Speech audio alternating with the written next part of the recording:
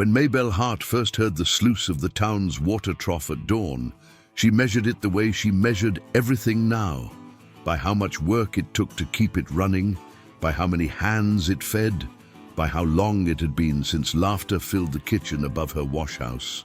At 38, with a widow's hands that knew both tenderness and hard labor, she moved with the kind of economy learned from scrubbing collars and drowning grief in hot soap. Her hair, once a glossy rope of chestnut, had been knotted back for years. Her face had a map of small lines, smiles and squints, but she'd carried grief like a lost garment that she refused to wring out and throw away. It kept her honest. The Hart wash stood on the lane between the general store and the mechanic's shed, a storefront of whitewashed pine and iron tubs. Inside, steam rose in steady clouds as Maybelle and 3 hired women sorted laundry from the hotel and the boarding house.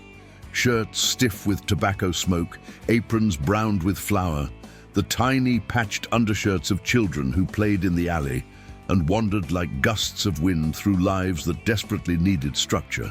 Her business was small and honest, but it kept them fed and, more importantly, gave her a certain independence the town was loath to respect.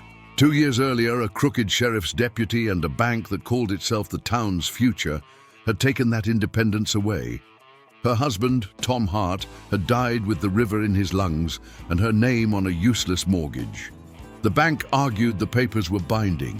The sheriff looked at her like a problem without a solution. She had been told, by men in starched collars and men with whiskey breath, that she'd be better off selling the one thing that still belonged to her, the land behind the washhouse, the small parcel Tom had kept like a secret for the spring he believed would return his luck.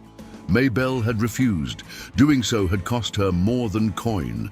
It had cost her night after night of rest and the easy right to be believed in a courtroom full of men who smiled like lawyers and bargained like wolves. People in town knew Maybelle as the laundress who never let anything lie. She was practical in a way that disguised tenderness.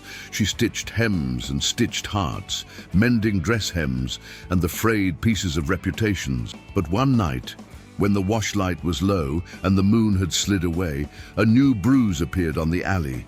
A man slumped by the dry goods door, bleeding in a way that made Maybelle's bones clench. He looked like he'd been stitched by a storm. Ripped coat, a hat spat out into the mud, 2 fingers missing from a glove, and a face that had learned brutality like a second language. Maybelle could have left him in the alley. The town had taught her that discretion was survival. The sheriff would likely have tossed the body into a shallow grave and called it a lesson. Folks like him, wandering outlaw sorts, were not welcome in the washhouse. But the laundress who had patched 1,000 lives and bandaged a dozen infants' fevers heard something in the man's ragged breathing that made her set down her wrung shirts and kneel. "You'll get your blood all over my doorstep," she said under her voice, because the man had the habit of keeping his dignity even as he bled. He opened one eye and looked at her like she was a sunrise and a threat at once. "Mom," he rasped. "Name's Elias. Please, just a place. I'll not be trouble." She saw the way his jaw worked, the way he swallowed a curse. Outlaws came and went, men carried names like banners and shame like coats. Her first calculation was practical. Bring him into the back room, keep him off the street, wash the blood from his sleeve before the mob saw. Her second calculation was older, knitted into her hands that had held other people through their worst hours. If she left him, a mob might find him. If she let him stay, she risked the sheriff's wrath. Both were dangerous, both were choices. "Can you keep still?" she asked, not waiting for a yes. She rolled up his sleeve, washing away crimson with a cloth soaked in lye and quiet. She saw the bullet, the rag of a cartridge, the weakness in the way he trembled. "Why would you do this?" Elias murmured, voice thin as paper. "Because I know what it is to have men decide what's yours," Maybelle said. She thought of her husband's face, of the mortgage papers signed under duress, of nights when she had eaten the last slice of bread later so the hired girls had more. She thought of the ledger that held their names and the ledger that held injustices. She had no use for the law when the law served greed. When she carried Elias inside, folding his bruised body into her parlor bed above the washhouse, the city murmured as if on a hinge. She was taking in a stranger. She closed the shutters and pushed a chair against the stove where she'd boiled linens for generations. She placed a steaming cloth at his brow, her hands steady, because they always had to be. The laundress's comfort was also her weapon: heat, soap, organized work. Her hands smelled of starch and camphor, and she used that smell like prayer. From the window, the town was a skeleton of lamplight and gossip. The sheriff's lantern passed the storefront once, twice. When he stopped outside, Maybelle laid a hand on the knob and felt the pulse of decision beat in her wrist like a bell. She would face whatever came, but on her terms. She had lost a husband to the river and to a man's greed. She would not lose herself to a mob's verdict. She would protect the bleeding outlaw in her upstairs bed. And in doing so, she made another choice: to invite risk into a life already threaded with loss, because what else is a life but the sum of risks you choose to take to keep your dignity and the people who depend on you alive? The first week of keeping an outlaw alive was a negotiation between pain and patience. Maybelle's hands learned the architecture of a stranger's injuries. She learned when to press, when to pull back, how to stitch skin with a surgeon's careful cruelty. Her remedies were old country recipes: alum for bleeding, comfrey poultices to knit muscle, a tincture of willow bark for pain. She taught herself to read the map of a battered body, and Elias responded with a stubbornness that astonished her. He refused morphine-sweet temptations and spoke in short sentences, as if words were currency he couldn't spend lavishly. He wasn't what she expected. Elias had outlaw's tattoos, yes. Thin stars like constellations on his knuckles, names crossed out on his forearm. But he had a careful way of folding his hands, like a man who had been taught a prayer in a language he barely remembered. He listened more than he spoke. He spoke about the land beyond the river, about towns he'd never seen without a woman at his side, and about a reason to keep his ribcage from cracking in two. "You'll be found," one of the hired girls hissed one night as she washed a collar. "Sheriff's men will sniff him out. You'll ruin the wash." Maybelle set the collar into the pile with a deliberate hand. "We've hidden worse stains," she said, "and I'll not have prayers for his ending pinned to my pinboard like some badge." Elias's recovery came slow as a thawing frost. He slept days, fought hunger, and coughed up rust and regret. When he could finally sit upright, he would trace the seam of the bed with a finger and say, a little surprised each time, "You should be scared of me." "I should be more clever than scared," she replied. "Scared gets you broken. Cleverness gets you out of it." There was an alliance forming, but it was not the kind of cliché that grows out of broken bodies and shared beds. It grew from metal and mind. The way Elias cleaned guns after Maybelle showed him how to oil the parts.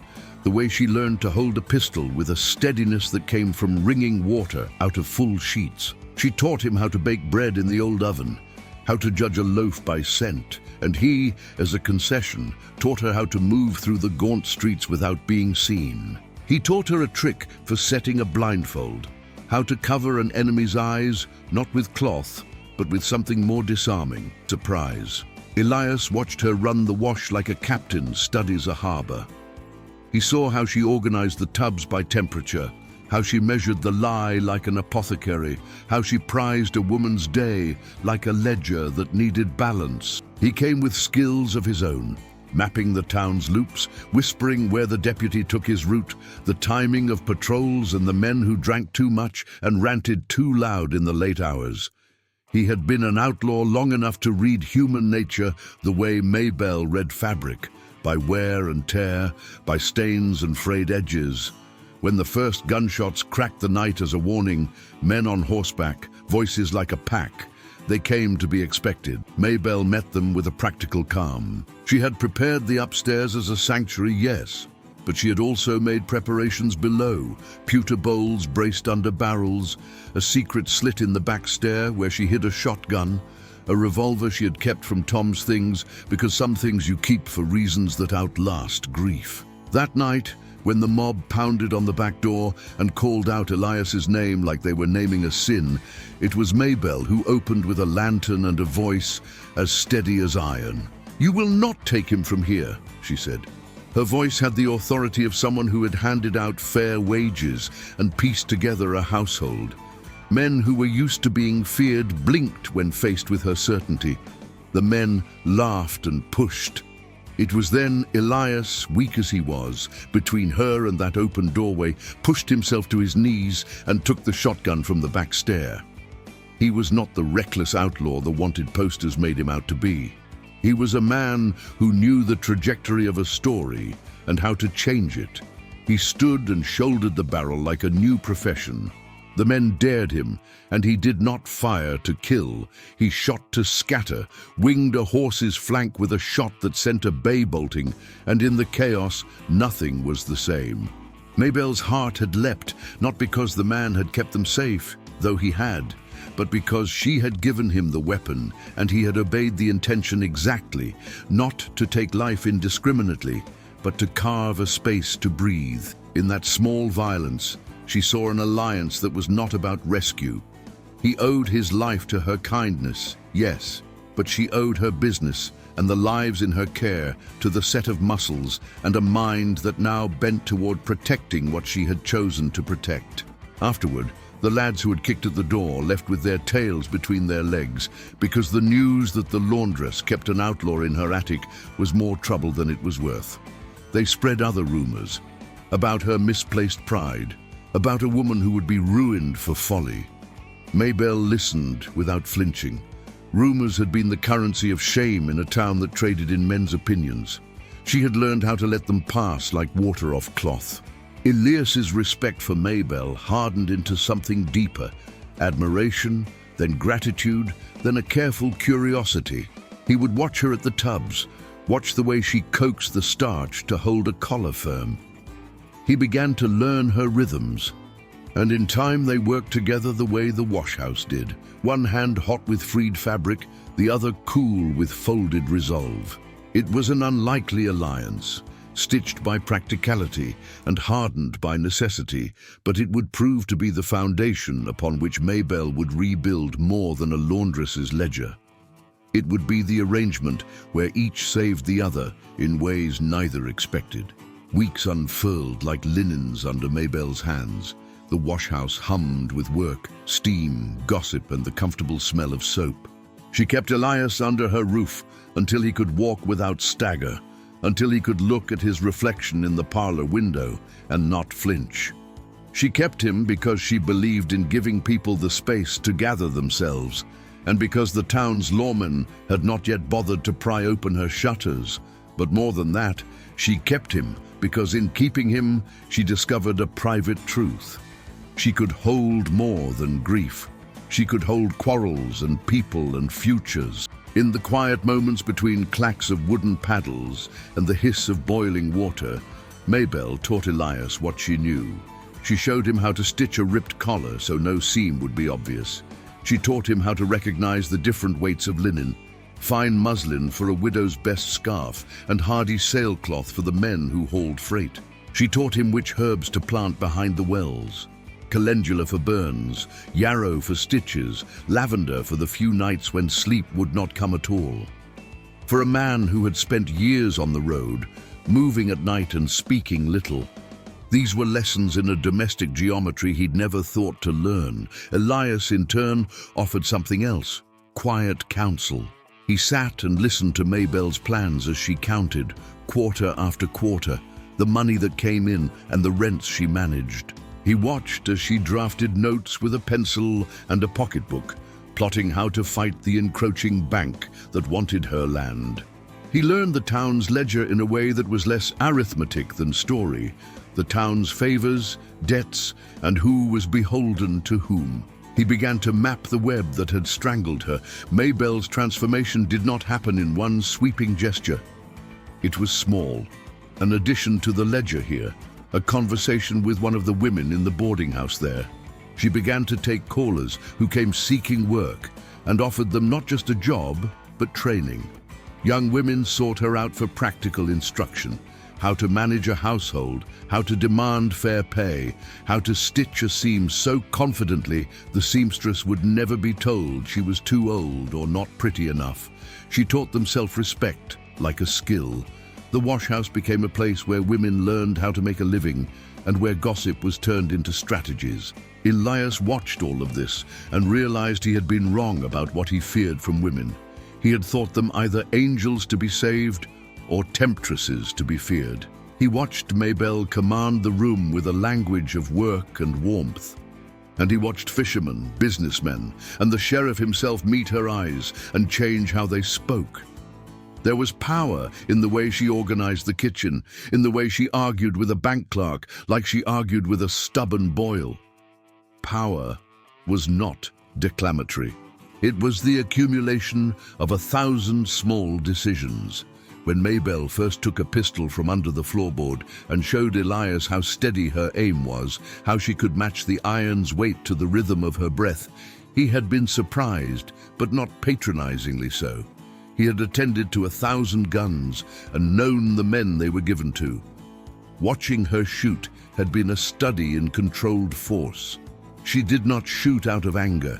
She shot because a hand must be able to defend what it loves. Her hand was not a child's, nor a novice's. In it lived the patient muscle of someone who had long ago learned how to control heat and pressure without flinching. Their relationship shifted away from caretaker and patient into the bones of partnership. When they walked the lane together, side by side, Elias learning how to carry wood without swagger, and Maybelle learning how to fold a map so secrets could be kept. Townsfolk began to talk about them differently. Some called her foolish. Others called him soft. A few, perhaps more than Maybelle guessed, looked at them with gratitude. The laundress who had taken in a bleeding outlaw had also taken in possibility. In the solitude of her bed at night, Maybelle allowed herself to imagine a future that no longer started with loss. She imagined a small storehouse at the back of the property where bootstraps were repaired and bread was sold. She imagined skepticism from the bank turned into respect, customers who believed in community rather than in the glare of profit. She even imagined a table set for two where the light was measured and the bread was not stale with mourning. But the past has a way of crowding any open room with uninvited guests. The bank's men were patient. They had been appointed to take what they claimed was due. The sheriff's deputy wrote Maybelle's name onto a list like a ledger item, and that paper could become a chain. Elias, for all his quiet reformation, had not left his past behind. He had known men who counted favor in bullets and loyalty in threats. It would take more than a couple of taut stitches and a quarrel at the door to change the world. It would take strategy. So Maybelle did what she always did. She measured the risk, adjusted the heat, and set to work. She arranged the back steps and the tool room so that not only a body but a business could defend itself. She taught the women the sound of a hip thrown against a door, the weight of a bucket that could split a jaw. Small adjustments, yes, but arcs of power are built from small changes. She was discovering strength not as a sudden revelation, but as the natural harvest of decades of managing, surviving, and deciding. Elias's story unfolded like an old map, ragged at the edges and annotated by experience. He told her pieces, the jobs run for men who wanted banks robbed and names erased, the towns where he'd been a shadow and where his face had been a wanted poster.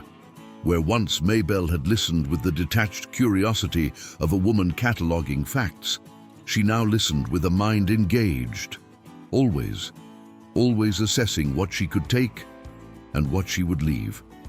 He confessed the mistakes as if weighing coins. He told her of a particular crew that had worked the river towns, Men who knew how to make a sheriff look away and how to make a bank ledger go missing for a week or two. He told her which men kept what secrets and which men slept with fingers on triggers. But he also told her of the smaller things, how a woman's jotting in a ledger might mean more than a man's proclamation in a saloon, how a careful bookkeeping could expose the pattern of theft, how a clerk's ledger that was off by a single line could be the thing that brought a town's thieves to light. Maybelle's eyes sharpened at that idea. She had spent months counting coins and listening to the bank clerk's casual references. There were margins and adjustments, small line items like repairs that grew disproportionately. Elias's knowledge of clandestine methods became a tool in her hands. No longer did his past frighten her. It was knowledge to be used toward a purpose she had not yet admitted out loud, to reclaim what had been taken from her and to hold those who had done the taking accountable. "You can help me find the irregularities," she told him one night by the washhouse lantern's amber. "They are careful to make their sins look like the weather, but weather patterns repeat. If we can find the pattern, a ledger is a story," Elias said, finishing what she'd started. "And stories leave traces. You just need someone who knows where to look." They made a plan that was more clever than violent. He would work as a shadow in the bank house and in the deputies' hangouts, not to steal, but to catalogue.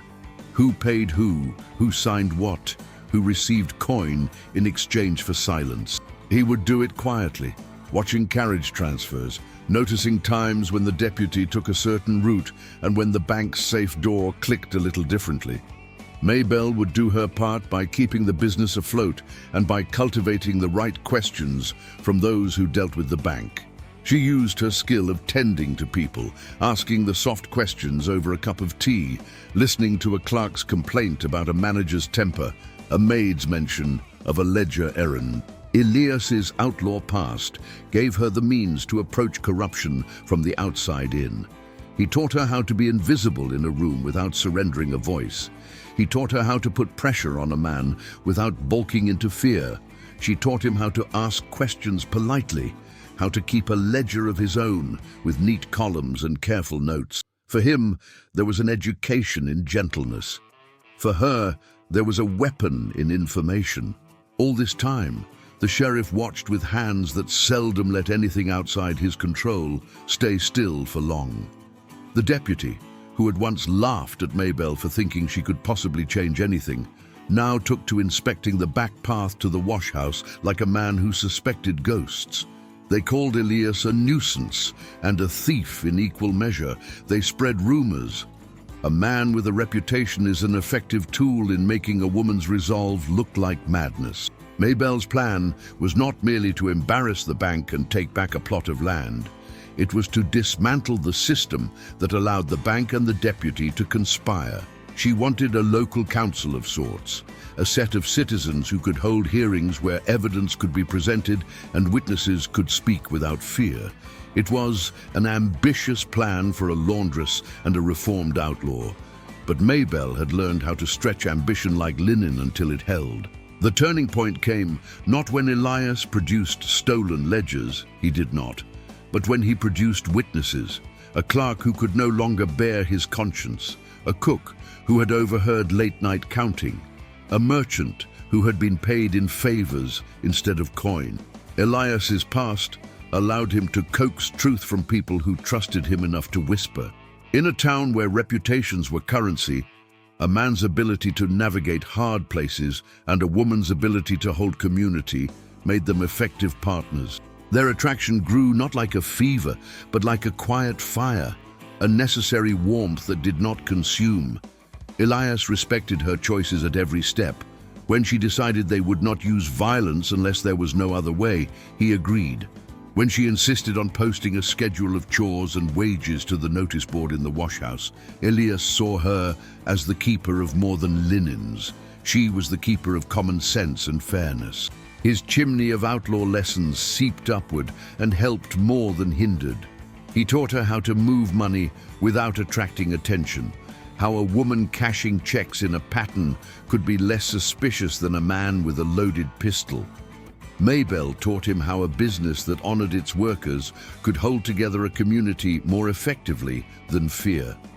Together, their partnership stitched the fragile fabric of the town into something stronger. But knowledge breeds danger as surely as a knife cuts fabric. Corruption didn't like being sketched out of hiding. The more they poked, the more the deputy prowled. Men who had once patronized Maybelle began to avoid the washhouse door. Elias's old associates watched from the margins like winter wolves. He was slowly learning that to use his past for good would require sacrifice and bravery in ways he had never expected. Maybelle watched him take those small risks like a mother watches a child cross a street, chin clenched, heart a constant prayer. This dynamic that his outlaw past served her plan turned suspicion into a resource. Elias's knowledge became the scalpel in her hand, but the hand was hers. He wasn't cleaning up her mess. He was the instrument she had chosen. The town's ledger would become honest, or they would be burned trying. Maybelle's truth sat in the middle of her chest, a persistent ache and a call to arms. The mortgage papers that had taken Tom's name and her land were not an accident. They were the result of careful extraction. The bank's manager, Mr. Whitcomb, had made a habit of purchasing failing farms and houses, offering loans that were written in legal nuance and enforced with muscle. The sheriff and his deputy had been complicit in a system where men's friends in suits found it easier to build their wealth on other people's ruin. For Maybelle, the fight was not merely about property, it was about dignity and preventing other women from waking to find their work repackaged as someone else's gain. There was another, sharper edge to her fight, one that touched the hollow in her heart. The night Tom had gone to the river to fix a drift that was catching logs, he found men from Whitcomb's crew tearing up the land where his spring tried to breathe. He argued, he threatened, and he was shoved. The road back to the river that night took him under a bridge where the current was broad and secretive, and Tom did not come home. Whitcomb's men called it an accident. The deputy called it misfortune. The bank wrote her a polite letter. Maybelle had learned to live with the official verdict and its terrible courtesy, but it had never satisfied her. A life that ended because a man in a suit preferred profit over people deserved more than polite letters. She wanted justice, not violence masquerading as law, but proof, testimony, transparency. She began to build a case as a laundress builds a shirt, one stitch at a time, patient, careful, refusing shortcuts. With Elias's help, she gathered witness statements. The merchant who had favored Whitcomb's arguments over his conscience was coaxed into confessing that he had seen Tom pushed near the river. A stable hand admitted to hearing Whitcomb's men speak of moving property titles quietly in the dead of night. They gathered ledgers that showed that the bank had quietly paid deputies for security fees that matched the dates of evictions. The plan required courage and cold calculation. A public hearing could be called, but it would require an ally who could run the meeting and ensure the sheriff's men could not intimidate witnesses. Maybelle chose to call for a town meeting. Elias and she convinced the minister to lend his hall. They printed a schedule and pinned it to the washhouse notice board. The community responded in trickles at first. A cook, a clerk, one or two fishermen. Then the trickle turned to a wave as more people found their voices. Men who had been bought with small favors began to understand that the logic of silence kept their families hungry. Women came too. Women who had once been quiet because they were afraid of the sheriff. "You're asking a lot," warned old Anna, who ironed collars back in the day and who had known Maybelle since she was a maiden. "You're taking on Whitcomb and the sheriff. Those are kitchen knives that cut deep." Maybelle put a kettle on the stove and poured tea without looking up. "I'm asking what's fair, Anna. If I fold and tuck while men keep cutting, then the stitches never last." They prepared. They practiced testimony in the back room of the washhouse. Maybelle taught the women the language of accounts. She showed them how to say plainly what they'd seen, how to stand a little taller, how to cradle a statement in a way that made sense. Elias taught the men how to stand in a line that concealed movement and how to step aside if violence should rear. It was not romantic, this preparation, because there was danger, but it was practical. Danger belongs to life, whether you like it or not. Maybelle simply refused to be surprised by it. There were nights when she flirted with the idea of leaving everything behind, packing a trunk, walking until the horizon swallowed her. But then she saw a girl, maybe 14, learning to press starch into a collar with a concentration that looked like prayer. She saw Anna's hands, knotted yet steady. She saw that the washhouse was more than her livelihood. It was a place where people learned to believe that a life could be rebuilt. That made the fight worth it. Elias stood beside her as a confidant and, increasingly, as an equal. He told her the parts of his life that weren't messy and how he regretted the harm he'd caused. He offered his skills not as a band-aid, but as a support. When Maybelle asked him to stand in front of a crowd and take the testimony of a clerk who trembled in his words, he did it. He had once let fear guide him, but under Maybelle's tutelage, and perhaps because he was learning that he could be trusted with more, he found a courage that had nothing to do with a gun. "You want me to choose?" Elias asked one night, wiping a spoon against a cloth. Maybelle looked at him steadily. "I'll decide," she said, "but I want you with me if you choose." "This isn't something I can do alone," he nodded, and there was a moment where two people considered what it meant to put everything on the line. Neither was perfect, neither had all the answers, but both had made a choice to oppose corruption. This was not revenge for revenge's sake. This was about making their town a place where a widow's work could stand, where a young woman could earn a living without fear of losing it to a banker's ledger. It was about a future that allowed for people to be tended and for stitches to hold. The hearing would be the first test of whether their strategy, quiet collection of evidence, community testimony, subtle pressure, would be enough. There were risks. The deputy had guns and men who liked to threaten. Whitcomb had lawyers. But they also had something more elemental. Truth spoken into a room where it could not be shrugged off as rumor. For Maybelle, truth was a kind of fire that cleaned and clarified. She would hold that fire and, if necessary, walk into it. The night before the hearing, Maybelle and Elias sat in the washhouse parlor and mapped out the order of testimony like a general plotting a small moral skirmish. The parlor was lit by a single oil lamp, and the lint from the day's wash hovered faintly in the light. Maybelle handed Elias a small bundle of pages, statements, dates, witnesses. They spread them across the table like a strategy. "You read this one," she said. "The clerk will confirm the security fees. You start soft and then press." Elias's fingers traced the neat lines. "I'll not rattle him. He needs to be coaxed. Let me speak like I'm asking for advice, not demanding it." "Gentlemen have a way of softening when they are asked respectfully," Maybelle said. Her voice carried authority not because it demanded, but because it was quietly righteous. They rehearsed. They practiced how a woman who had seen a man pushed toward a river would hold the room without crumbling. They practiced how the cook would hold her tartong for the moment when the deputy might try to bully the testimony into silence. They assigned station. Women who would stand near the door, a wave of bodies that could be enough to deter small acts of violence. It was the laundress's version of a militia, not men with sabers, but women who could lift boilers and throw scalding water if the law turned violent. Elias taught them more than maneuvering.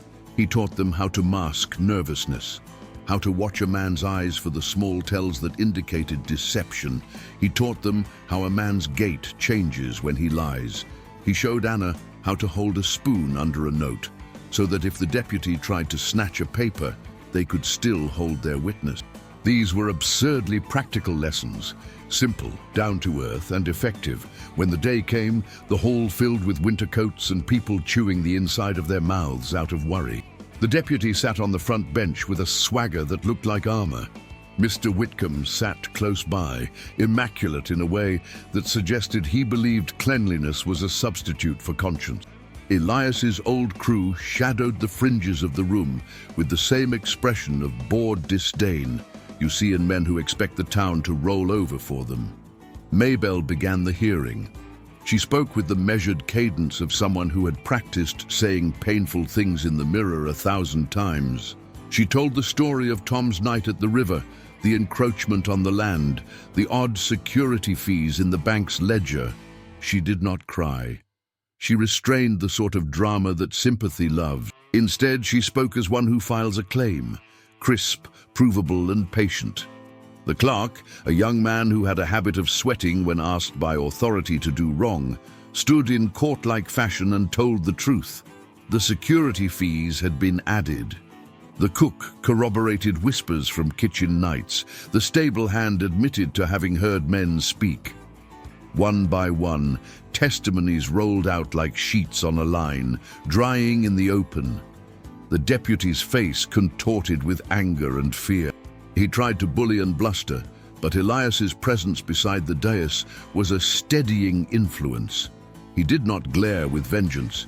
He listened, and when necessary, he asked pointed questions that punctured the deputy's rhetoric. Danvers, the bank's watchman, who had been paid in coin and threats, found his hands shaking when faced with Maybelle's steady eyes. He confessed to shifting ledger entries to mask certain transfers. The room felt like a place of unmasking. People who had whispered in corners were now forced to speak aloud. The deputy attempted to call the session a spectacle, a gathering of women aching for drama. He pressed, predicting the line of Maybelle's strategy. Make them sound hysterical, call them liars, and then have the courts rule in favor of the bank, because noise is easier to dismiss than truth. But truth, when fed to a town in understandable facts, has a way of cutting through rhetorical smokescreen. Maybelle had done the tedious work of collecting facts. That tediousness became her armor. When the hearing concluded with a promise of an inquiry, townsfolk pressed, evidence catalogued, the minister vouching for the sincerity of the witnesses, something softened in the deputy. Maybe it was guilt, maybe worry, but there were still pockets of danger.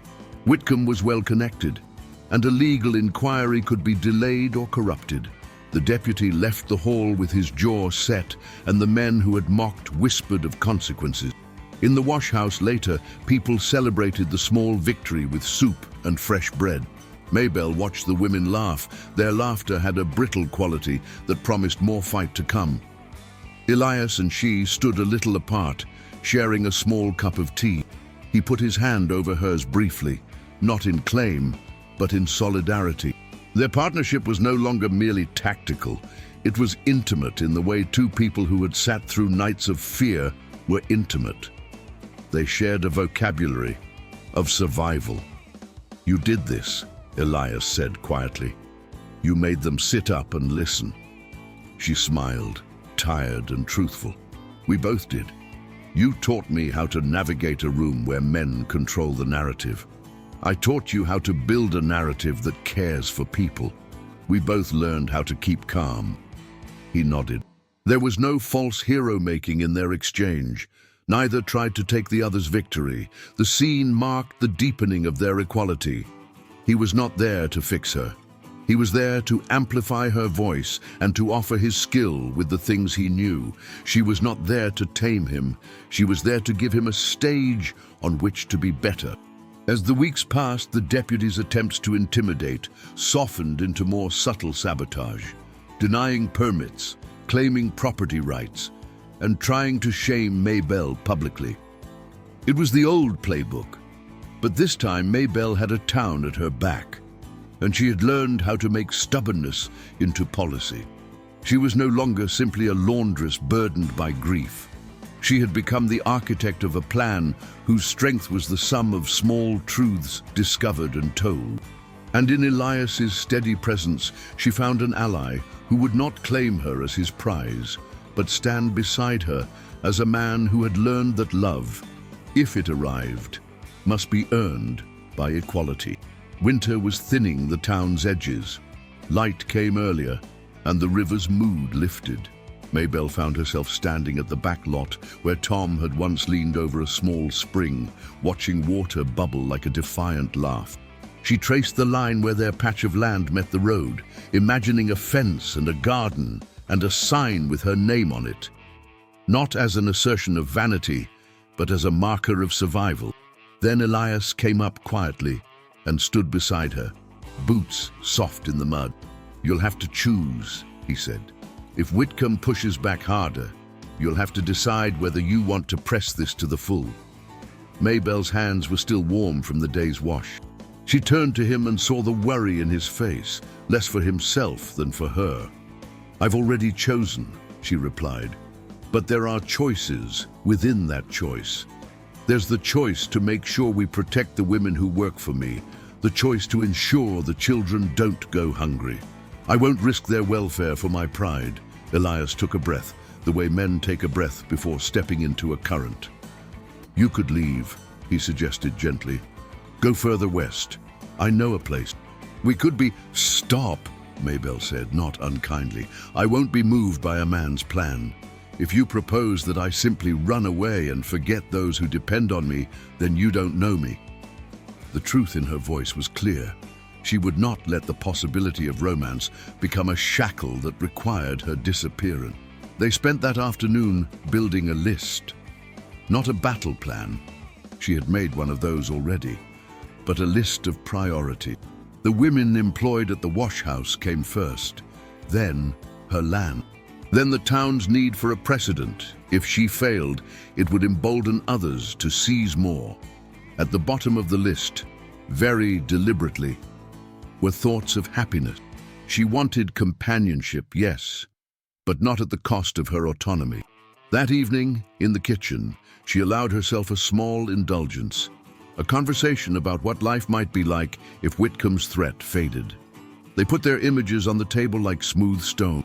Elias spoke of a small cabin by a river, of nights where he would learn to cook without burning the bread. He imagined a life punctuated by small domestic miracles, a harvest, a roof kept tight.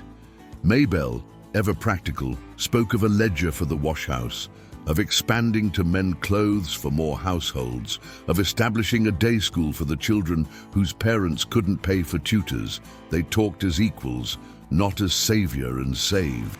Elias listened and asked questions about business viability. He surprised her by asking whether they would have a garden big enough to justify a hired hand, and she answered by sketching a plot plan on the back of an envelope. She imagined a future where she owned the land free and clear and had a small porch where she drank tea in afternoon.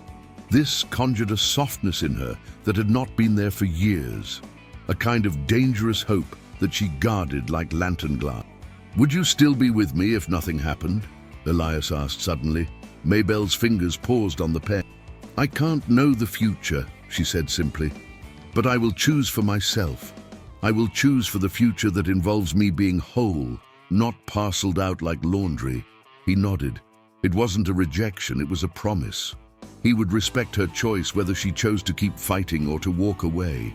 He would not make her beholden to him. This was intimacy built on agency, not on rescue.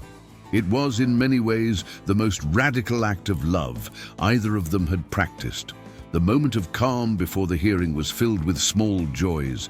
The women ironed collars until they shone, the children ran errands, a neighbor brought in a pie. For the first time in months, Maybelle allowed herself to imagine a life where the wash house was not a site of resistance, but of quiet enterprise. She saw a future where she could make rules about wages and days off, and where a woman's right to earn was not questioned by men in suits. But the danger was still near. Whitcomb had her under his eye like a man watching a ledger he planned to alter. The deputy's men burned a hayrack on the edge of town as a warning. These were the small torments of men who believe intimidation is the only language that yields obedience. Maybelle felt the pull to flee for a moment. She even picked up a small bag one night, feeling its weight as a test. But she put it down.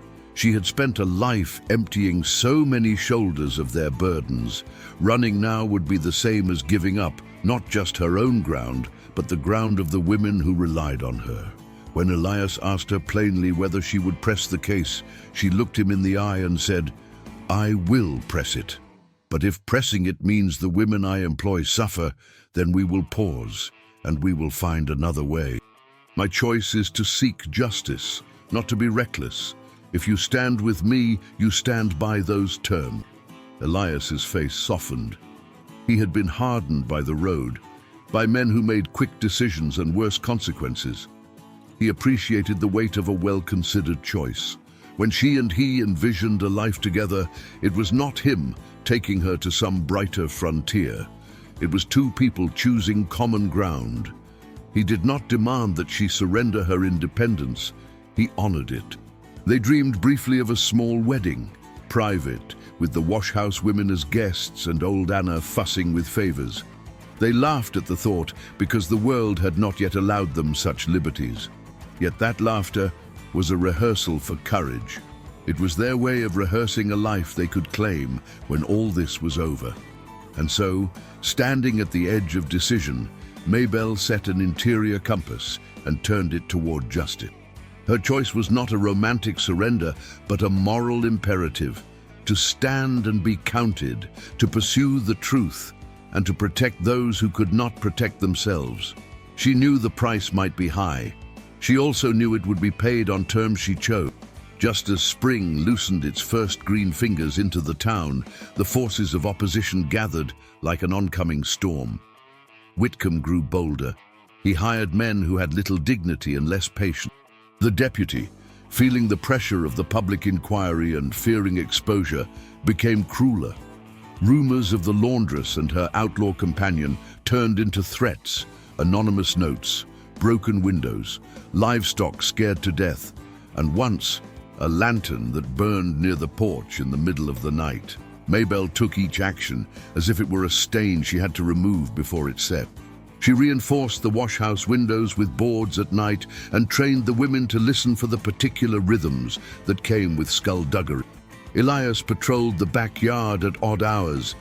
The women learned to howl like an animal when danger neared, a howl honed by necessity into a sound that warned and rallied. Whitcomb's men were skilled at battering morale.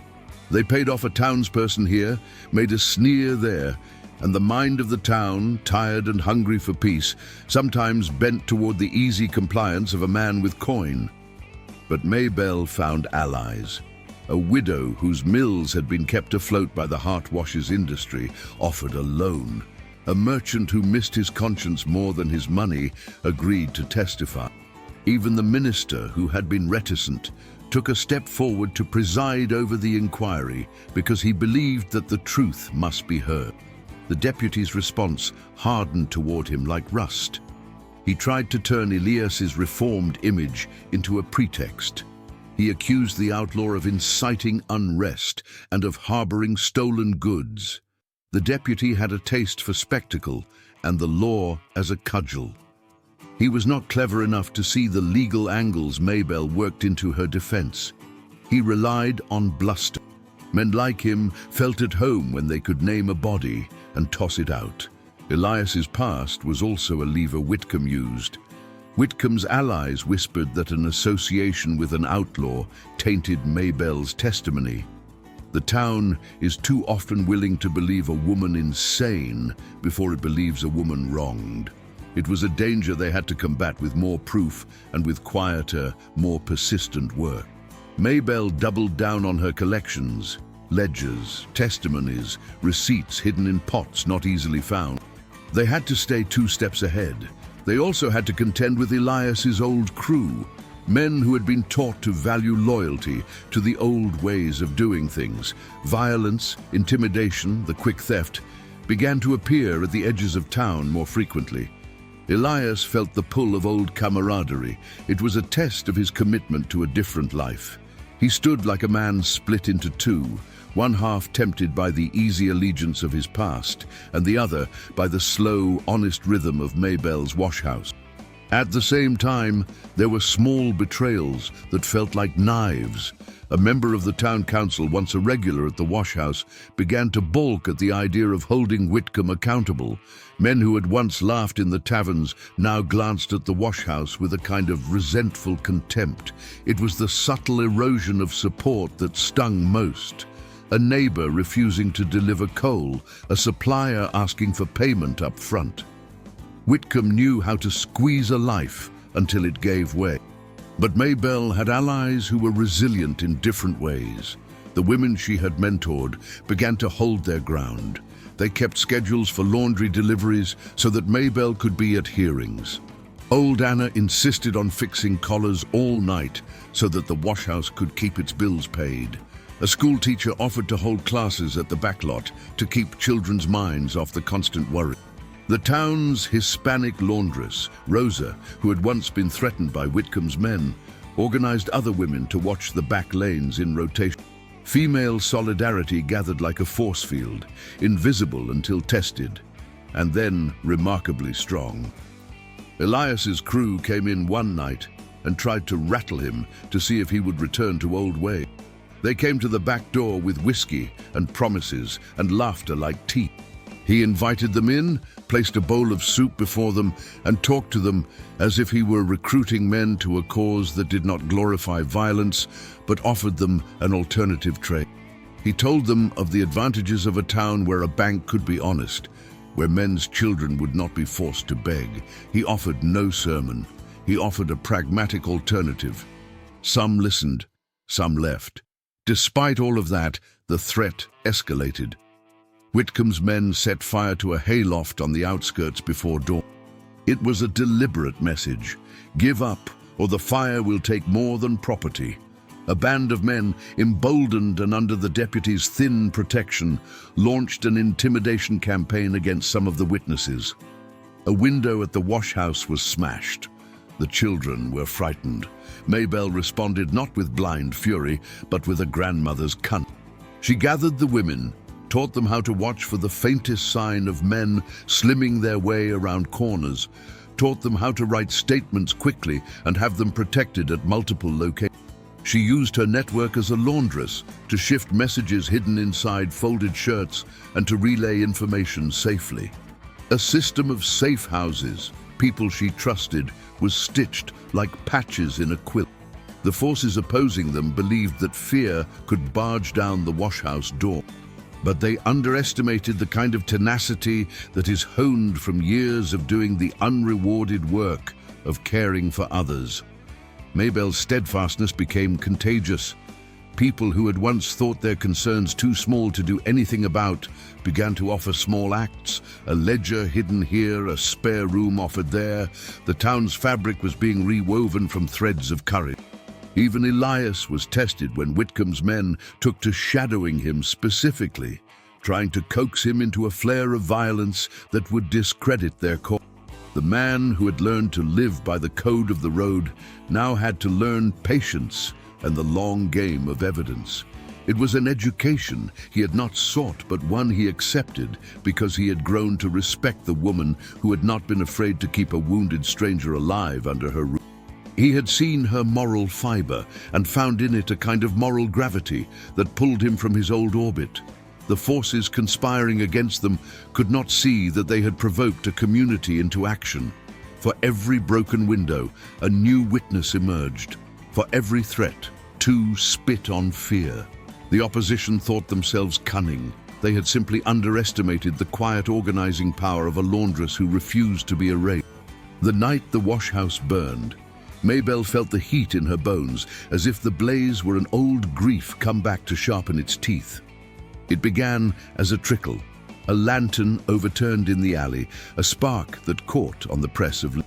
The women who lived above the back rooms woke to the smell of smoke and the ringing sound of something precious dissolved.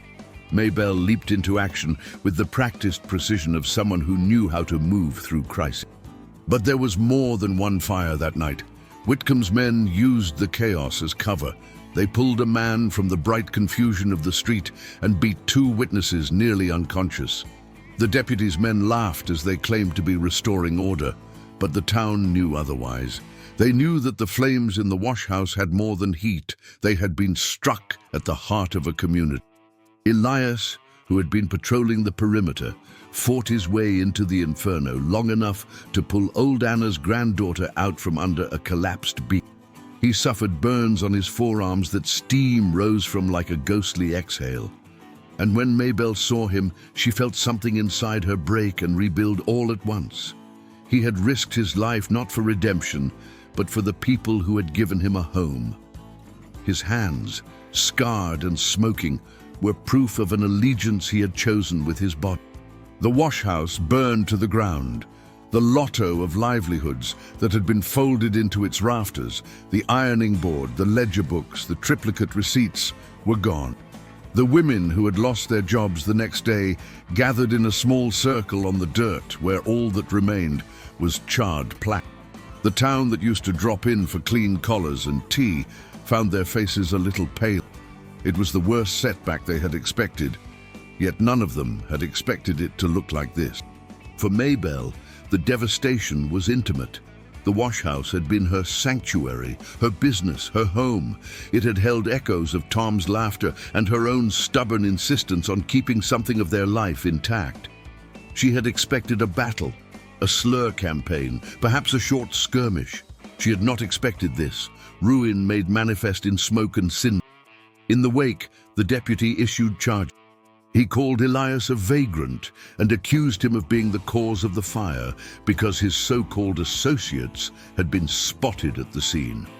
Whitcomb, of course, feigned horror and offered a reward for information leading to arrest. People tried to make sense of motives and culprits, but the truth was that in the chaos, blame was as diffuse as ash in the wind. Maybelle, wounded and furious, gathered the women and sat among them like a midwife of courage. "We will not be pitied," she said, voice as strong as iron. "We will be acknowledged." They salvaged what they could. The ledger books had burned, yes, but their memory and the witnesses' accounts were not burned. People could remember dates and witnesses could testify, but the immediate injury was real. Food had to be sent to those who were out of work. Old Anna's granddaughter needed a bed and warming. Elias's burns needed salves that she could no longer boil in her own lost kitchen.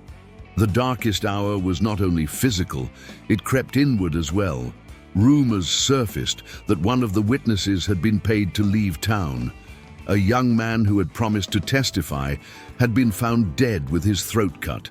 A brutal warning that chilled the bones of everyone who heard it. It was a vacuum of terror. The deputy's men cowed witnesses into silence. The court's inquiry threatened to fizzle because fear can operate with its own logic, more contagious than reason. Maybelle felt the floor drop beneath her. For the first time in months, she considered that perhaps she had chosen an impossible fight. The laundress in her remembered a life where practicalities mattered more than righteousness. She thought of the children who ate at her table when their mothers had to work double shifts. She thought of the women who had looked to her for leadership and might be forced into worse situations if the bank tightened its grip. She felt the weight of responsibility as a stone anchor, but there was a stubbornness in Maybelle that was not born of vanity. It was born of years of watching others look away. She had sat with the dead and with the dying and had learned to keep her hands steady. She would not be undone by fear. She also realized that to win, they could not rely solely on good intentions. They needed broader backing and a clearer demonstration that Whitcomb's men were criminals. They needed proof that could not be erased by fire. It was Elias who, in a moment of quiet, suggested a plan that balanced risk with cunning. "We gather what's left in Edith's store," he said, naming a woman who ran a small general where receipts had been kept. "We find anyone who kept coins that were exchanged with Whitcomb's men. We find the receipts left in pockets. We put them all in one place where the county inspector must see." They compiled a list of movements and favors, and they set about protecting witnesses with the seriousness of a captain guarding his ship.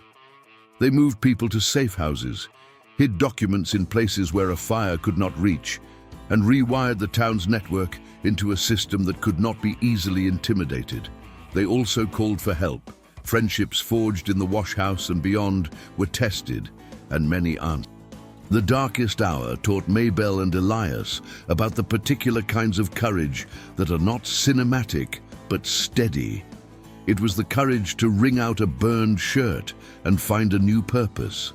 It was the courage to keep asking for testimony and to comfort a younger woman who wept for the man she had loved. For Elias, it was the courage to bruise and keep moving, to learn that protection sometimes looks like a quiet presence rather than a roar. For Maybelle, it was the knowledge that she could survive ruin and still get up to fight the next day. The recovery from the burning was slow and stubborn. The women rebuilt what they could with a determination that made the town look ashamed in the face of such resilience. Volunteers came, neighbors, a few repentant men, and even some of the bank's more practical clients, because courage, when public, is contagious. They cleared charred beams, salvaged metal tubs from the debris, and rolled plans for a new structure. But Maybelle rebuilding a building was not enough. The town needed a decisive finish to the corrupt game Whitcomb had been playing. She crafted a plan that relied on cunning, patient evidence gathering, and community support. It would not be a classic showdown with rifles and the clangor of a saloon brawl. It would be a methodical exposure. Ledgers collected, witnesses protected, legal pressure applied with the weight of the county court.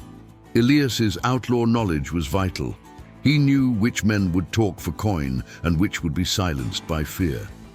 He also knew how to make the deputy's men trust him enough to reveal missteps. On a brisk morning, when frost still clung to the grass, a small convoy led by the county inspector came into town.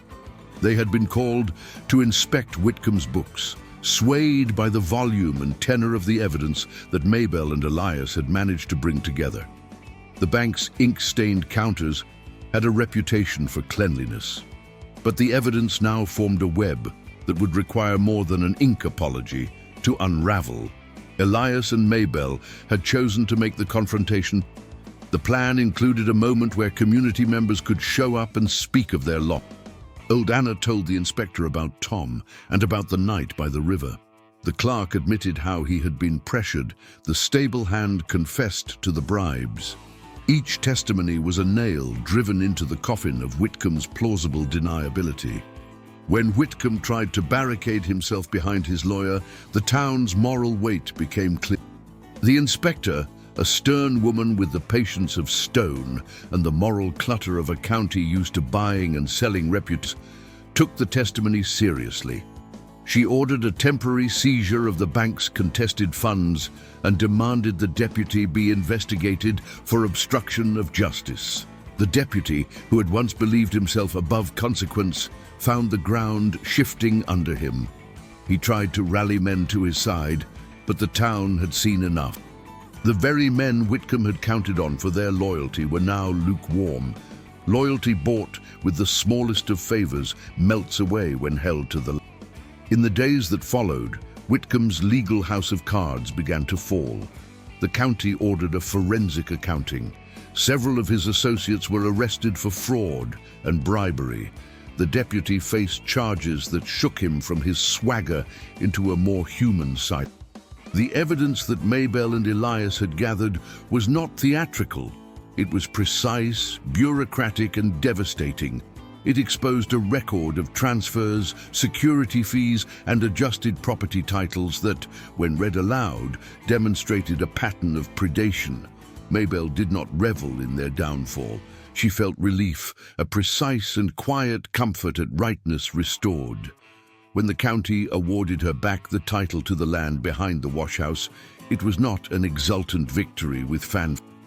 It was a ledger entry and a registrar's ink, and the satisfied bending of a woman who had done the work she intended. She received the deed like a woman who expected hard work ahead and who had no illusions about the future's. Elias stood beside her as she walked the newly fenced lot. The ground was familiar, but in the sunlight it looked like a blank page. She had the money to rebuild because the community had rallied and because Whitcomb had been compelled to pay a restitution.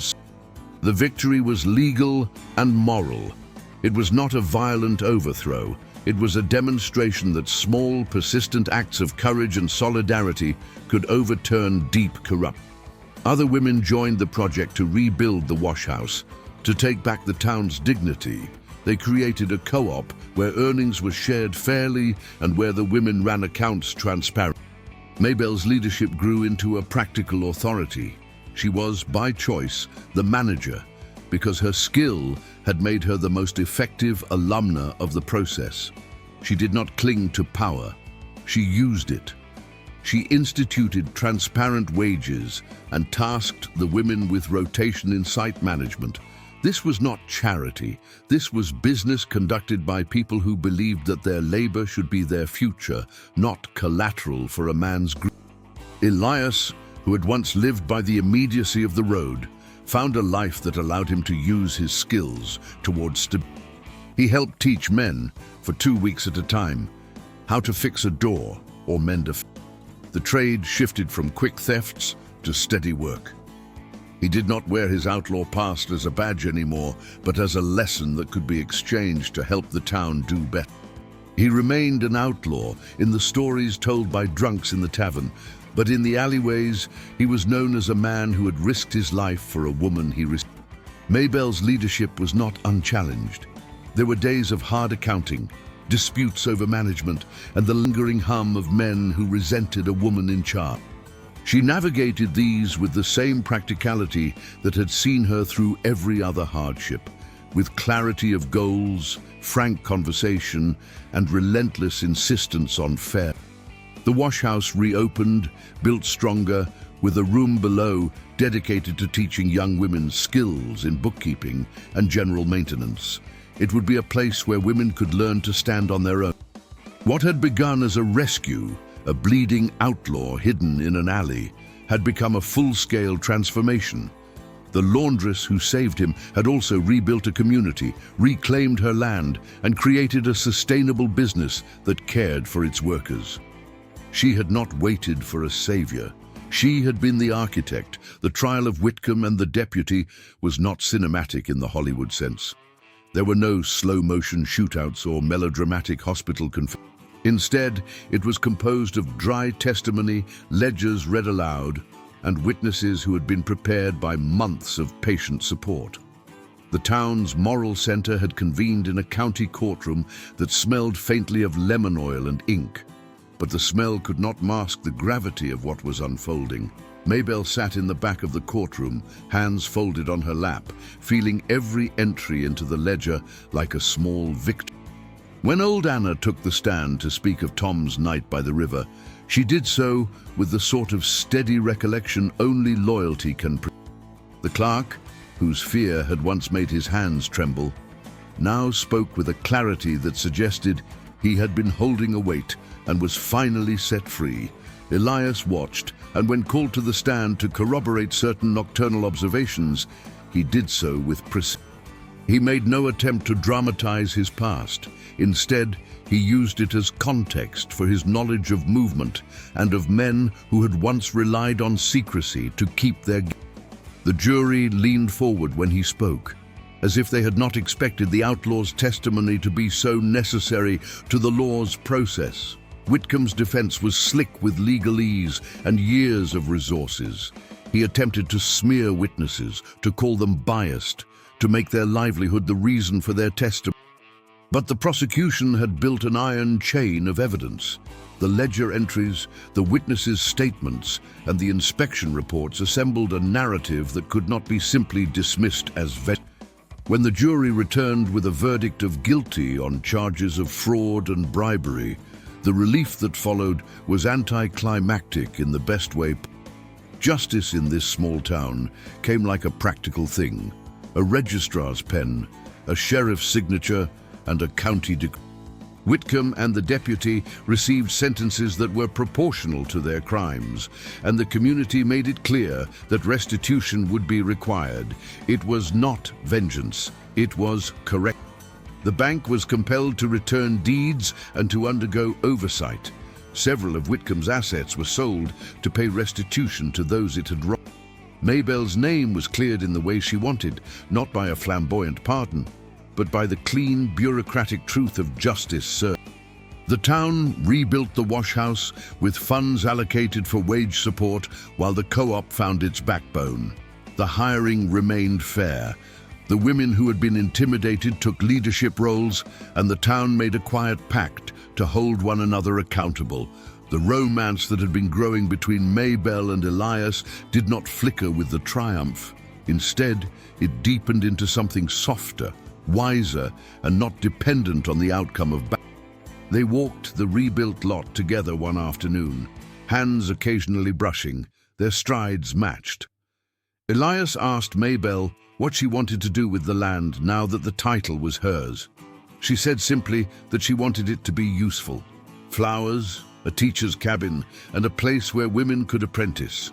Elias surprised her by proposing, not with a ring, but with a plan. He proposed they set up a workshop where men and women could learn trades as a means of sustaining themselves: carpentry, cooking, bookkeeping. A place where folk keep honest work honest, he said. She considered it, and with a smile that made her eyes crinkle, accepted. He did not declare that she needed him. He offered partnership. He did not ask her to stop leading the washhouse. He asked to stand beside her in the project.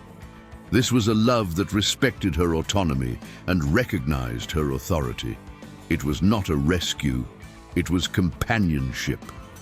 At the public dedication of the rebuilt washhouse, the town gathered. Old Anna braided a ribbon, and the children sang an off-key tune that nonetheless felt like triumph. The men who had resisted now stood awkwardly, but Elias and Maybelle unveiled a plaque dedicating the co-op to the town's women and men whose labor had been exploited, as a reminder of what could happen when accountability. Maybelle took the microphone, and for once, she spoke of things larger than her grief. "This building is for work that's honest and fair," she said, her voice steady. "For a community that refuses to let greed decide whose work matters. For every woman who's been told her labor is nothing more than a stain to be washed away." Her words were not a speech for one audience. They were for the town and for herself. The victory was not total. The bank's presence in regional finance ensured there were still men like Whitcomb in other towns. But here, in this stretch of river and stubborn dirt, the Laundress had reclaimed more than a patch of land. She had recast the...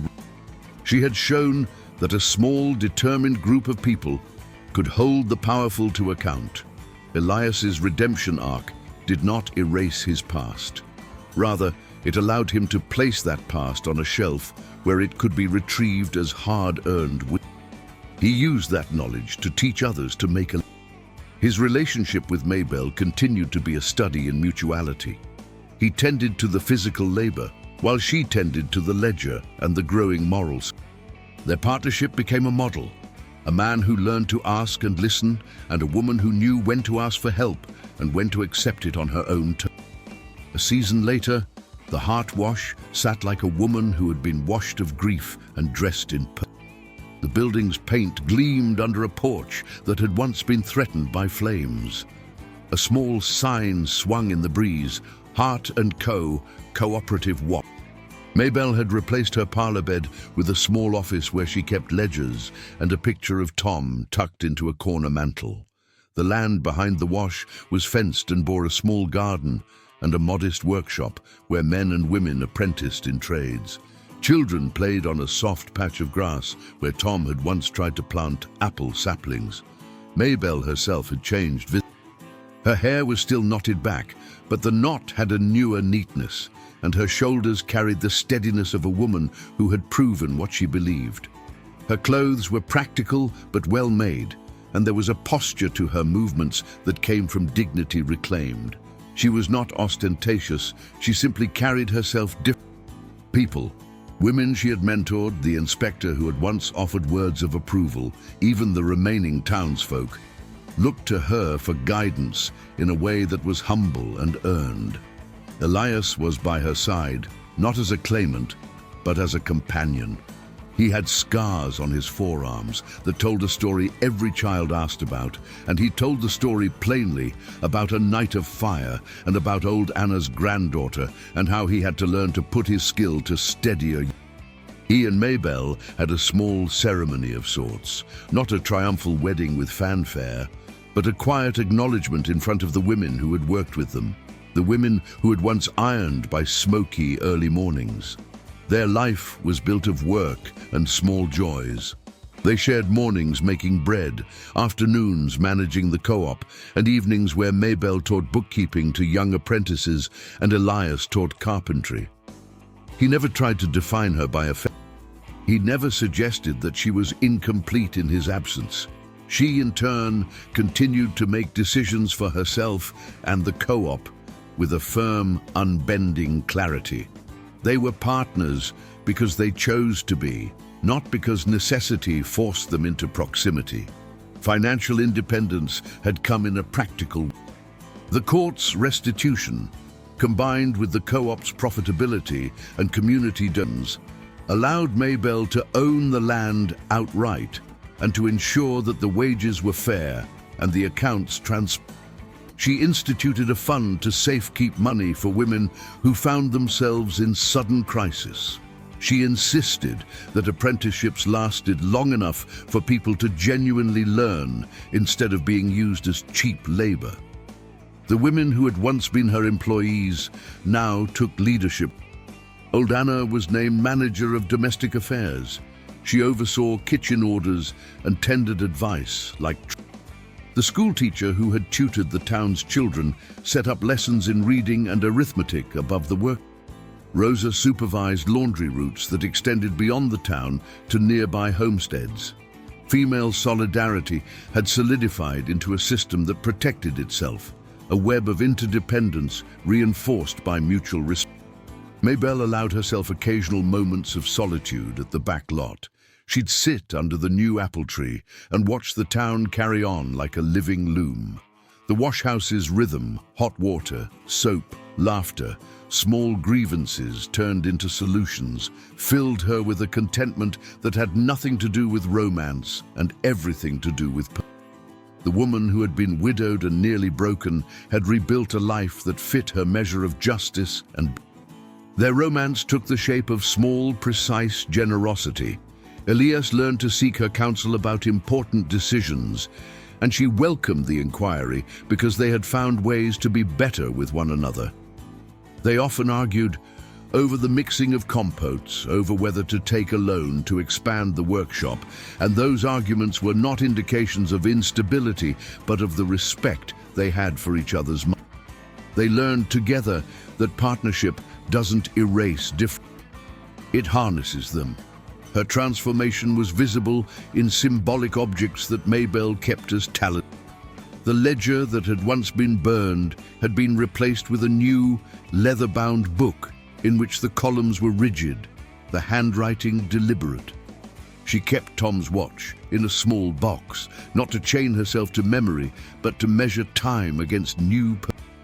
She wore a small copper ring on her left hand, not as a sign of possession, but as an emblem of the life she had baptized back into. Neighbors who had once whispered now approached her not with scorn, but with requests for a young woman, newly widowed, sought the laundress's counsel on whether to remarry. Maybelle advised her to wait and to only marry if the marriage was easy. An older man asked her for help in keeping his store accounts honest. She helped him set up a ledger and taught him the virtues of transparency. Maybelle's legacy grew, not in monuments, but in template. She had practiced leadership grounded in fairness. She had built a project that allowed others to stand, and in that very act wrote the terms of a small revolution. A town where women could run economies, and where men learned to respect the competence they had once ignored. Elias found contentment in the rhythm of work and the respect he garnered as a teacher rather than a He and Maybelle had a way of looking at one another that suggested deep love without dependency. They shared a garden and a small bed. They laughed together, and they argued and made up faster than they had once been able to. Her voice had not been subsumed under his. It had become louder in a way that made their life together balanced. The final morning scene of their story found Maybelle standing by the washhouse window, watching the women sort linens and children playing. She touched the copper ring on her finger and smiled. Not because everything was perfect, but because she had the tenacity to make things better. She had fought for what was right. She had rallied women and men to her cause. She had refused to be a... And so her story settled into life. Proof that a woman once broken could gather herself into action, and by doing so, transform a community. She had been told she was small, that her work was nothing more than cleaning other people's dirty things. Instead, she had shown that work is what binds a town together, the careful labor that, when honored, becomes a bedrock for justice. Final call to action for female viewers. And so her story ends where yours continues. She was told she was broken, but she proved them wrong. She was left for dead by greed and fear, but she rose stronger, armed with soap, ledger, and a will that would not be bent. She was meant to be quiet, to keep house and smile, but she chose to speak and... If you're a woman who's been knocked down but refused to stay down, if you've held the household together while the world tried to label your work as nothing, if you believe it's never too late to take back what's yours, then you've found your tribe. Subscribe to witness more legends of women who refused to be victims, who turned pain into strategy, who wrote their own... Like this story, if you believe every woman deserves a second chance at joy on her own terms. Share it with a sister, a friend, a daughter who needs a reminder that dignity doesn't depend on a man's approval. Hit that bell. Because these stories aren't just entertainment, they're reminders that you're stronger than you know, braver than you believe, and deserving of a love that sees you as the hero you truly are.